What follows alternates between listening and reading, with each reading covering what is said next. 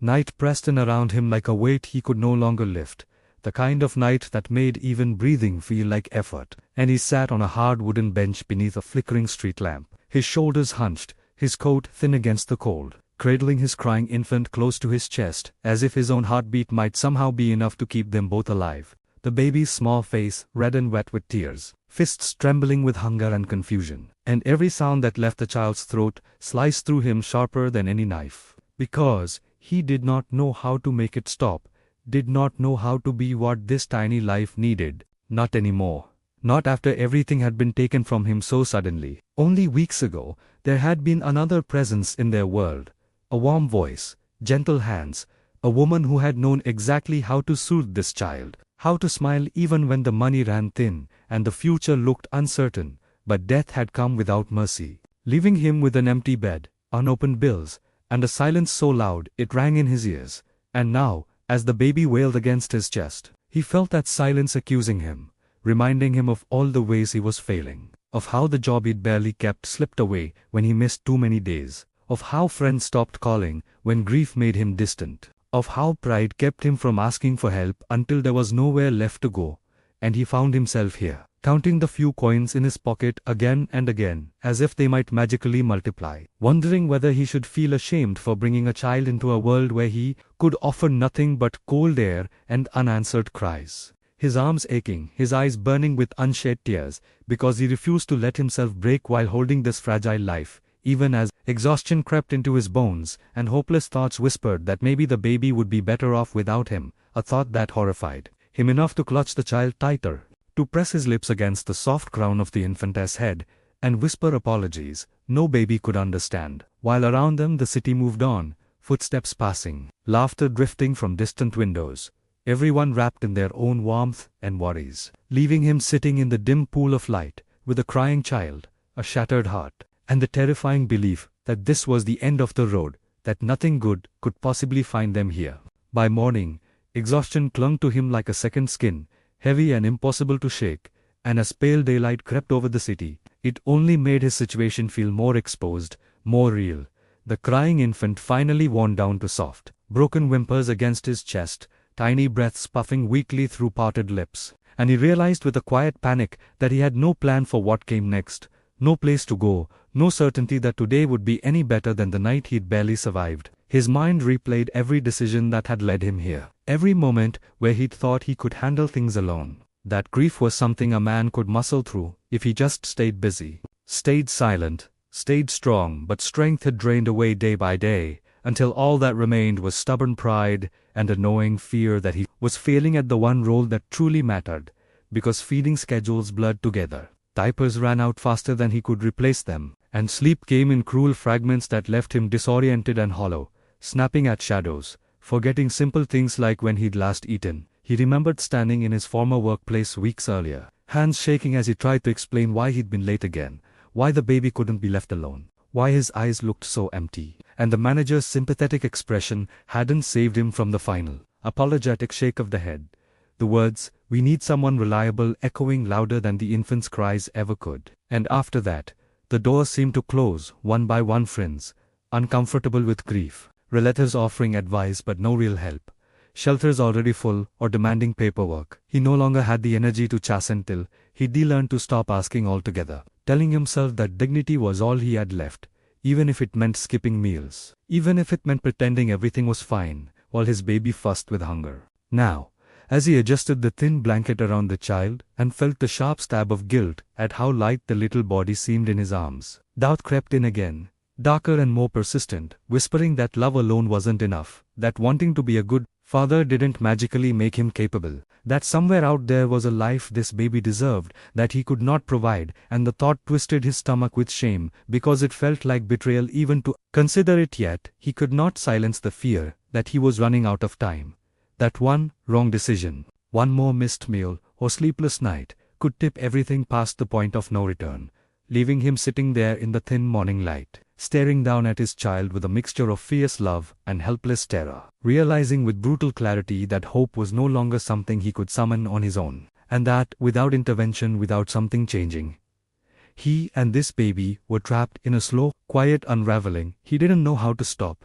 He barely noticed the stranger at first, just another shape moving through the thinning crowd of the morning. Someone who slowed instead of hurrying past, whose footsteps softened as they drew near. And it wasn't until the baby let out a sharp, tired cry that he looked up and saw them standing a few feet away. Not too close, not intrusive, hands visible, posture careful, as if they understood how fragile this moment was. The stranger's face held no judgment, no quick calculation of what kind of man he might be, only a quiet concern that made him instinctively tense his arms, tightening around the infant, as old instincts flared, protect, endure. Don't let anyone see how bad it is, but the stranger didn't to rush to speak, didn't offer platitudes or pity, simply waited until the baby's cry eased into a hiccuping whimper before asking, softly, if they were all right, a question so ordinary it nearly broke him, because no one had asked it in so long, because he didn't know how to answer without unraveling. He muttered something vague, eyes dropping back to the child, hoping the moment would pass. But instead the stranger crouched slightly to his level, keeping a respectful distance. And Saidadi noticed him there all night, that they'd heard the baby crying and seen him pacing, rocking, whispering, doing everything a man could do when he had nothing left to give. And those words, doing everything a man could do, lodged in his chest like a hook, dragging emotion dangerously close to the surface. Still, he bristled, pride and fear tangling together, wondering what this person wanted, whether help always came with a price, and his jaw tightened as he prepared to refuse whatever was coming. Yet the stranger surprised him again by asking the baby's name, not his, by smiling gently when he answered, by commenting on how strong the little one sounded, how fiercely they clung to life. And in that small, unexpected kindness, in the way the stranger spoke, as if the child mattered, as if he mattered by extension, something shifted, something he hadn't felt in weeks, a loosening, a breath of space inside the suffocating fire. And though he didn't yet know it, though he still guarded himself with silence and suspicion, this was the moment everything began to change, because for the first time since his world collapsed, someone had truly seen them, not as a problem to be avoided, but as to human beings worthy of care,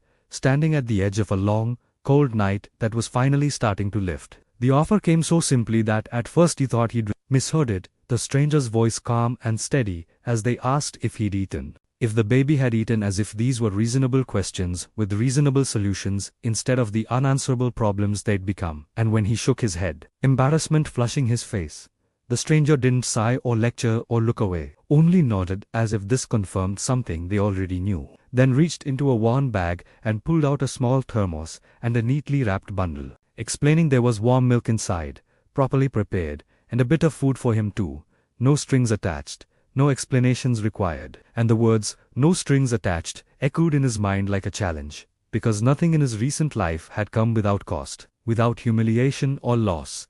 An instinct screamed at him to refuse, to insist he could manage, even as his stomach cramped and the baby's restless movements betrayed the truth. His hands trembled as he hesitated, torn between pride and desperation. And the stranger, sensing the struggle, added gently that they'd once been in his place, sitting on a bench with a hungry child and nowhere to go, believing help meant weakness, until they learned the hard way that survival sometimes required trust. And that confession cracked something open in him, because it wasn't advice spoken from above but understanding offered from beside. And when the baby whimpered again, louder this time, hunger unmistakable, he finally nodded. A small, defeated motion that felt like surrender and relief, all at once. The stranger moved carefully, warming the bottle just enough, showing him how to test it on his wrist, speaking in low, reassuring tones that seemed to calm not just the child but him too. And when he finally placed the bottle to the baby's lips and felt the tiny body relax, the cries fading into eager gulps, tears spilled down his face before he could stop them, hot and humiliating and impossible to hide. Yet the stranger looked away to give him privacy, as if honoring the dignity he thought he'd lost. And in that moment, surrounded by the quiet sounds of his baby feeding and the steady presence of someone who expected nothing in return, he understood that this was the unthinkable thing the stranger had done, not just offering food, but restoring a piece of his humanity, reminding him that accepting help did not make him a failure, and that, sometimes, the bravest thing a broken man could do was say yes.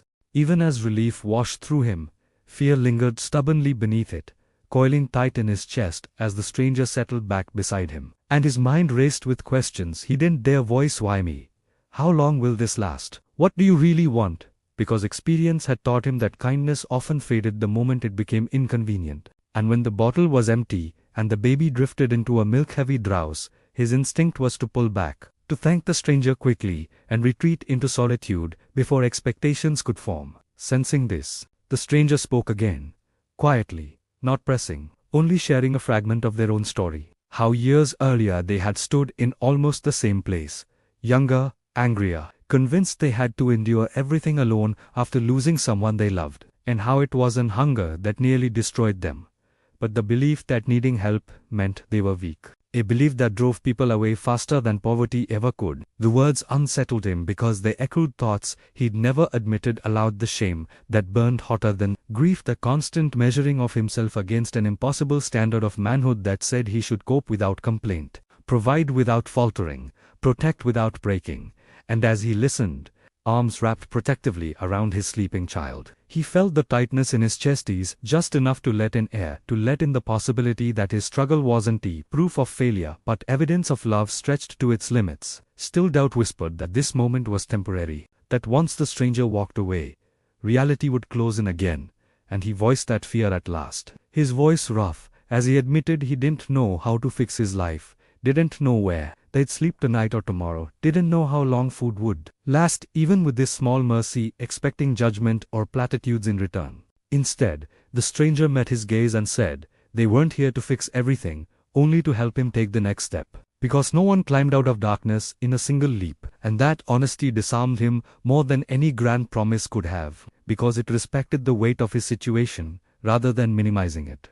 In that exchange, in the shared acknowledgement of how broken things truly were, something shifted inside him, a fragile but real sense of partnership against the chaos. And for the first time, he allowed himself to imagine that he didn't have to carry this alone. That maybe resilience wasn't about enduring in silence, but about letting someone walk beside you for a while, even if you didn't yet know where the road would lead. The change began with something so small, it almost felt insignificant. Yet it rippled outward in ways he would only understand later. Starting with the way the stranger asked if they could hold the baby for a moment. Not as an assumption but as a request, giving him the choice back when so much control had been stripped away. And after a brief hesitation, he nodded, carefully transferring the warm, drowsy weight into waiting arms, bracing himself for the surge of anxiety that came whenever he loosened his grip, only to feel an unexpected lightness instead. A loosening in his shoulders as the stranger rocked gently, humming a low, unfamiliar tune that seemed to settle the child even deeper into sleep. Watching from just inches away, he noticed details he'd been too overwhelmed to see before: the steady rhythm of the baby's breathing,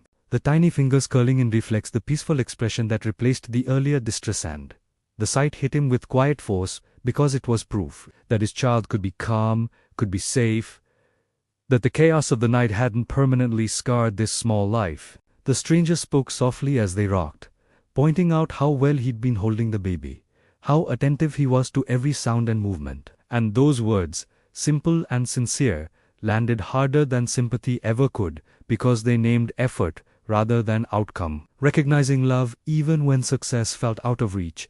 And something inside him broke open. A tight knot of self-blame, finally loosening as he realized he'd been measuring himself only by what he lacked, never by what he gave. When the baby stirred and he reached out again, the stranger returned the child without hesitation, trusting him as fully as he'd been trusted.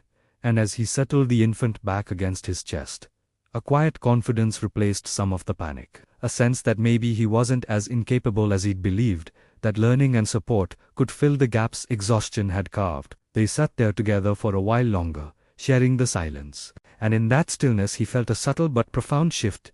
The world no longer seemed entirely hostile, the future no longer a solid wall but something, with cracks of light seeping through. And he understood that the stranger's kindness hadn't solved his problems, but it had done something just as vital. It had interrupted the spiral of despair, reminding him that competence could be learned, that care could be shared, and that one small compassionate act was sometimes enough to begin turning a life back toward hope.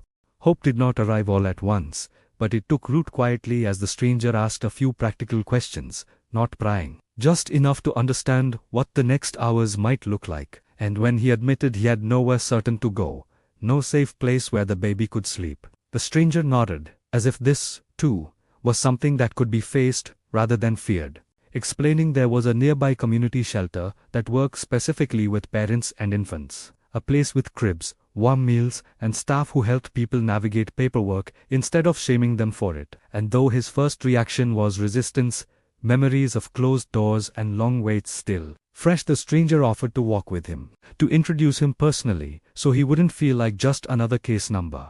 And that simple promise of accompaniment eased his dread more than any description of services ever could. As they gathered his few belongings and prepared to leave the bench that had felt like the end of the road only hours earlier, he noticed how different the world looked now, how the morning light seemed less harsh, how the city's noise no longer sounded like indifference but movement, life continuing in ways he might still join. And with each step they took together, the tightness in his chest loosened a little more, replaced by cautious resolve. Along the way, the stranger talked about small, manageable steps: meeting with a caseworker, applying for temporary work, finding childcare resources, never presenting them as obligations he was failing to meet, but as tools available when he was ready. And that framing changed everything, because it shifted the narrative from judgment to possibility, from survival by endurance to survival by connection. When they reached the shelter and he crossed the threshold, with his baby cradled securely against him, he felt a surprising surge of protectiveness mixed with determination, a sense that this door, at least, was opening rather than closing. And as staff welcomed them with quiet efficiency and kindness, he looked back once to thank the stranger, only to be met with a simple smile and a reminder to keep going, to accept help the way he would one day offer it to someone else. And in that moment, standing in a warm room with his child safe in his arms, he realized that hope was no longer an abstract idea or a fragile wish. It was a direction, a path forward, built one compassionate step at a time. Time did what kindness had made possible, unfolding slowly but steadily as days turned into weeks, and then months. And though life did not suddenly become easy, it became manageable, grounded by routines and support that gave structure to chaos. The shelter providing not just a roof, but guidance, parenting classes, and connections that helped him find part-time work, flexible enough to balance feedings and sleepless nights. And with each small achievement, his first full paycheck, his first night of uninterrupted sleep, the first time his baby laughed instead of cried, confidence grew where despair had once lived. He learned how to prepare meals on a tight budget, how to soothe teething pains, how to forgive himself for mistakes without letting them define him. And throughout it all, the memory of that stranger remained a quiet anchor, a reminder of the moment everything had shifted, not because his problems vanished, but because someone had seen his worth when he could not. One afternoon, months later, he found himself seated on another bench in the same part of the city, this time with a sturdier coat, a bag of groceries at his feet, and a chubby, bright-eyed baby babbling happily in his lap. And when he noticed a young mother nearby, struggling to calm her crying child, panic and exhaustion written clearly on her face, he recognized the look instantly, the same one he'd worn that hopeless night. And without overthinking it, he approached carefully, keeping his distance, asking softly if she was all right, offering a warm bottle and a listening ear. No speeches, no judgment. As he watched relief flicker across her features and felt the quiet satisfaction of helping someone else take their next step, he understood the final gift the stranger had given him: not just survival, but the chance to become part of an unbroken chain of compassion, proof that even the smallest act, offered at the right moment, could echo forward, changing lives in ways no one could fully measure. And as his baby laughed and reached for him, strong and safe and loved, he knew with absolute certainty that the night he'd once believed was the end had instead been the beginning of everything that followed.